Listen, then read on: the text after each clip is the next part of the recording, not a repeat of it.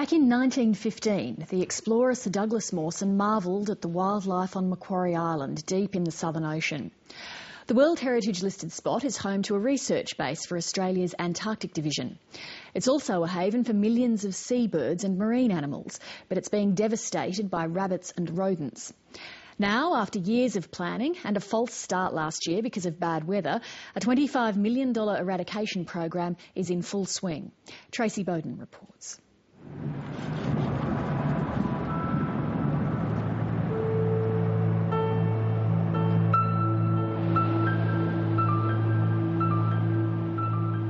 Macquarie Island is a wind-swept patch of green in the middle of the Southern Ocean, halfway between Tasmania and Antarctica.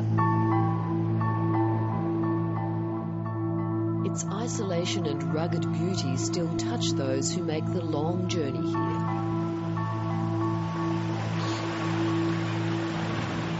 It's a pretty amazing place to live.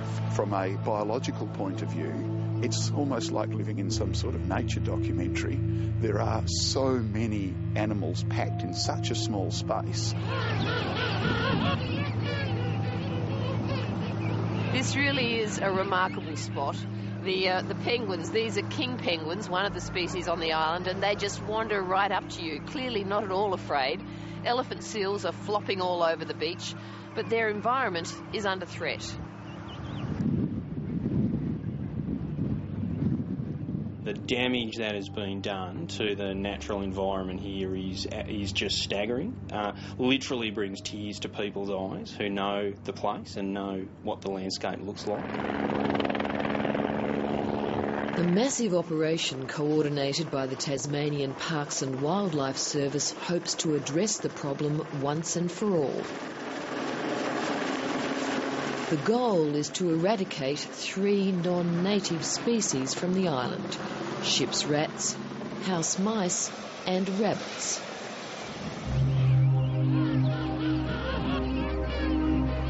The sealers who came to Macquarie Island in the early 1800s have a lot to answer for. First, they wiped out the fur seal population. Then they began hunting the penguins and boiling them up for oil in these digesters. In the 1870s, they introduced the European rabbit to the island.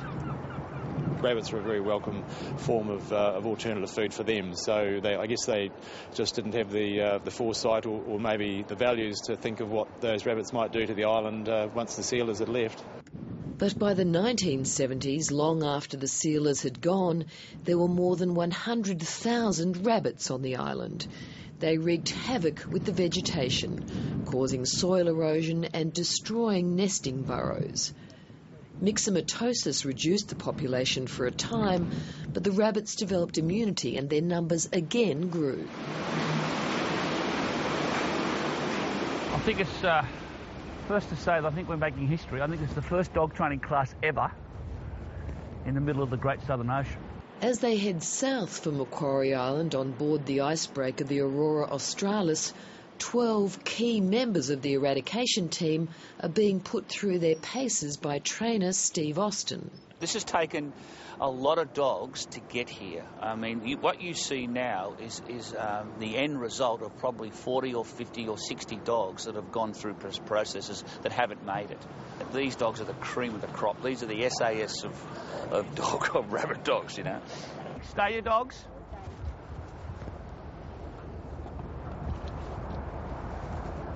Good. Praise them. Good dogs. The dogs' work will come later. First, hundreds of bait pods are distributed across the island, ready for aerial baiting. Macca, as the locals call it, has never been busier.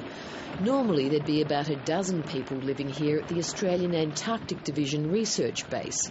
But the eradication program means that this year there's more than 3 times that number.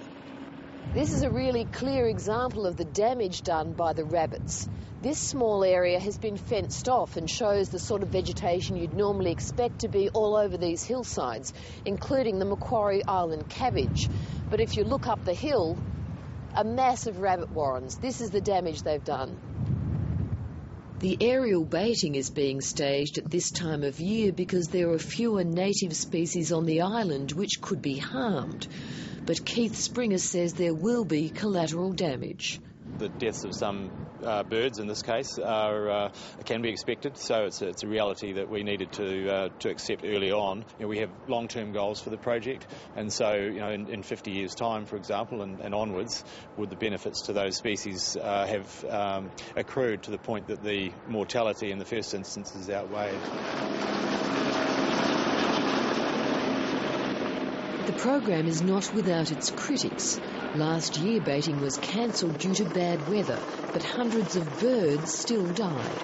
It's also been suggested that the eradication of cats on the island a decade ago was a mistake, which only made the rabbit problem worse.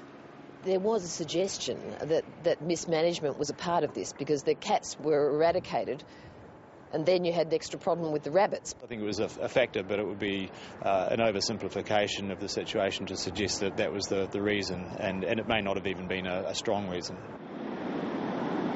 The dogs are now ashore and are becoming acquainted with their new environment.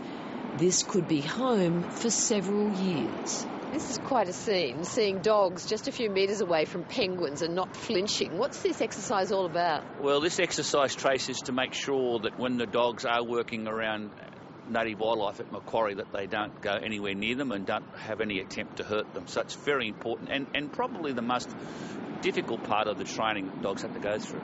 I reckon that all that rabbit sign is going along that bottom basin. They've been coming down towards that sand.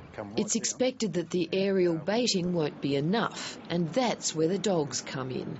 Their job is to track down any remaining rabbits. There is a rabbit down in that hole. She's telling me that there's something in there. It's a rabbit, and that's what she's been trained on. She's scratching it out, wanting to get down to it. Dog handler Gary Bocock will be spending the next 12 months here.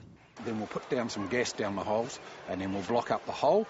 And then that'll gas the hole, or we note, and we also GPS the area, and then we go back and tell the hunters, hey, there's some rabbits around this area, and come back and deal with it.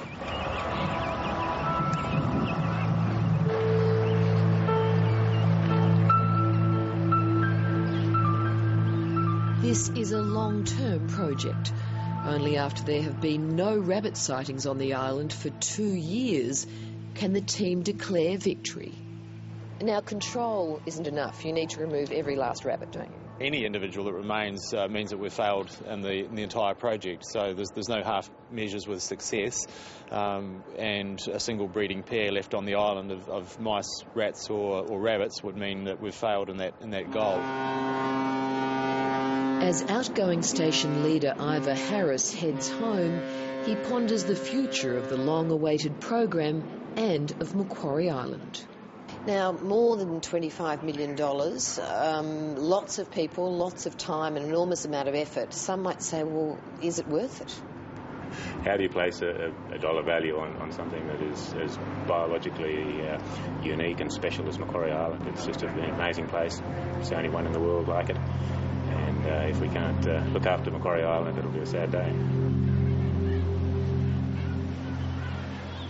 Tracy Bowden there on Macquarie Island.